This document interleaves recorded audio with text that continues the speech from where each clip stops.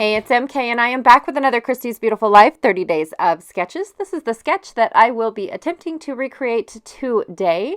So I have picked out these little puffy stickers that came in a kit, so I only got half a package of those, which I actually enjoy having things like that. I also have some pear tree bits and pieces of acrylic stars. And then these little epoxy stars are left over from a previous paper pumpkin kit. Say that 10 times fast. A scrap of white cardstock. Oh, some more sneak peeks of April's release. I swear I'm going to show you the whole release in all these videos. This is the photo that I have, just a little picture my husband sent saying that he is on his way home.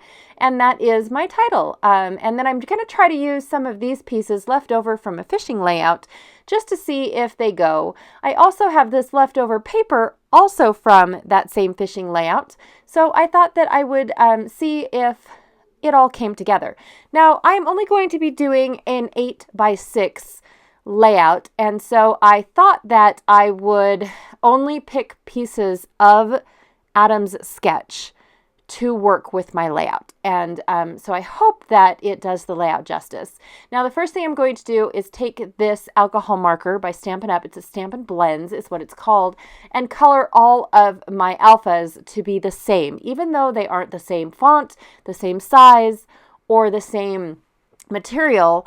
Coloring them all the same makes them more cohesive in a way that they are usable. So I'm just going to go ahead and dab over and over the word way multiple times because that is the only one that really didn't get full cover. So I'm going to step aside, wait for it to dry a little bit, and then come back a little later and bring in some more blue. And I love the way that it looks after I've let it dry a little bit. I also switched out flare because it wasn't really nighttime. It was more of you could kind of sort of see the sun, but the clouds were really covering it to make it look like it was dark at 4 o'clock. So that's kind of the way that the reason why he took the picture to begin with.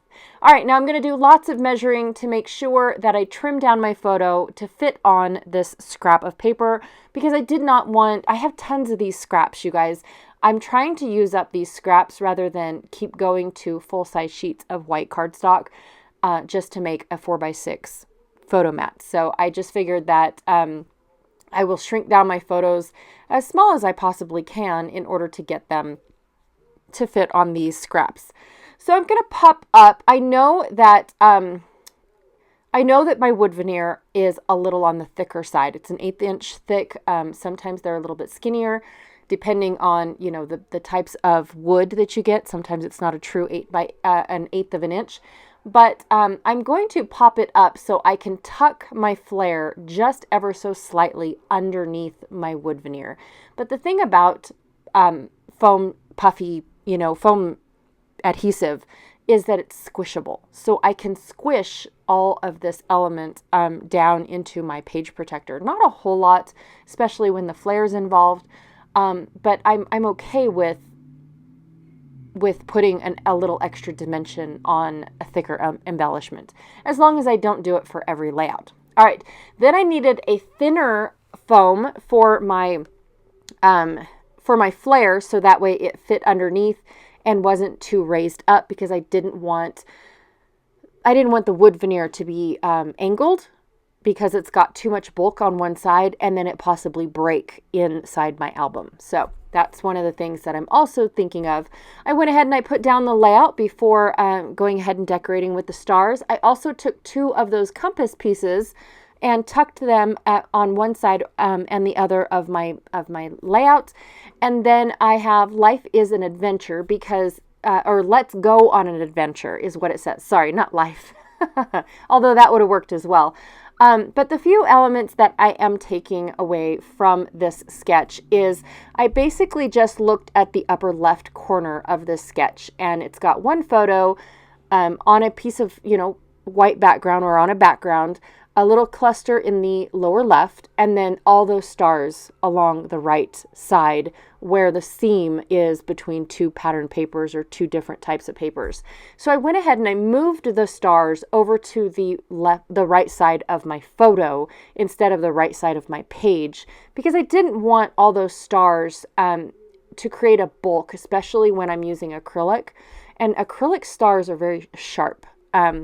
They all come to a point and they're very, very sharp. So if I was to have put them all on the right side of my page along the edge, then they would have eventually pierced my page protector. Whereas if I put them in the side or in the middle of my page, or like they are now, slightly in the page some, then I'm able to get the page protector to smooth over them rather than them be poked up right next to the seam of the page protector. So that's the only reason why I moved them all in. So I went ahead and I just took the stars, the puffies, and the epoxies and made a border going all the way down to the title and ending at the title. I wanted my title to kind of curve around instead of just be in the left corner.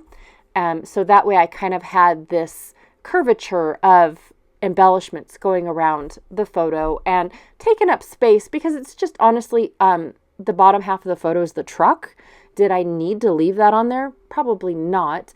The most part of the photo is the fact that it looks like it's dark time, if that's a thing, while my husband's driving home at 4 o'clock in the afternoon. So, and it was just one of those things that, you know, kind of makes you wonder.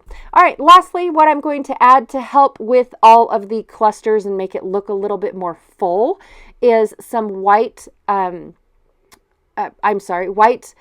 paint spray by Altenew. It's called Pure White, and I absolutely love it. My thing about this, though, is that you have to let it dry completely. So I let it dry overnight before putting it in my page protector, because if you don't, what I find is that it transfers to the page protector and leaves like a powder on the page protector. It wipes right off. It's nothing to be alarmed about. If it does happen, you could just stick your hand or a piece of cloth in there, wipe it right off. Not a big deal. But I find that it happens less if I let it sit overnight and let the white ink dry. Just to let you guys know, if you choose to try out this product. All right, that is all that I have for you today. Thank you so much for hanging out with me. Be sure to check out everyone else that is playing along with Christy's Beautiful Life and 30 Days of Sketches. All of the links down below are all of the amazing people hopping along with us and either doing recordings or Instagrams with the 30 days. And then also too, all of the amazing creators of these sketches are also down below in the description box. All right, thank you so much, and I will check y'all later. Bye.